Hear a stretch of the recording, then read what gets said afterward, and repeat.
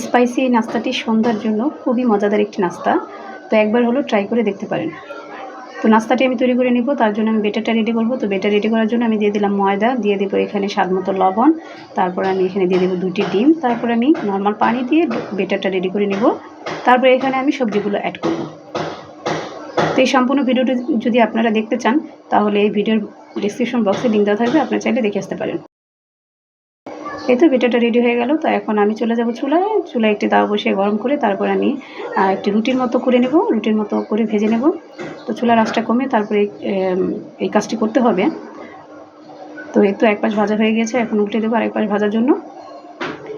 তো এই তো ভেজে নিলাম। তো এখন আমি উপর থেকে দিয়ে দেবো পিৎজা সস, তারপরে এখানে আমি দিয়ে দেবো কিছু সবজি এবং চিজ, তারপর দিয়ে দেবো টমেটো সস, তারপর আমি এটাকে রোল করে পেঁচিয়ে নেব। তো খেতে কিন্তু মাশাআল্লাহ অনেক ভালো হয়েছিল স্পাইসি এই নাস্তাটা। আপনারা একবার হলো বাসায় ট্রাই করে খেয়ে দেখতে পারেন, খেতে মাশাআল্লাহ অনেক ভালো।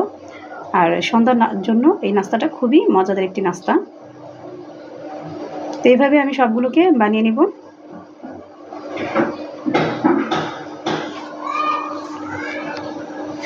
তো হয়ে গেল একটি নাস্তা। তো আমি রোল করে নেওয়ার পর তারপরে এই পাশ ওই পাশ আমি কয়েক সেকেন্ডের মতো একটু ভেজে নিয়ে তারপরে উঠিয়ে নিলাম। তো এইভাবে সব নাস্তা ভেজে নিয়েছি। তো দেখতে পাচ্ছেন কতটা সুন্দর হয়েছে, লোভনীয় হয়েছে। তো সবাই ভালো থাকবেন, সুস্থ থাকবেন। আসসালামু আলাইকুম।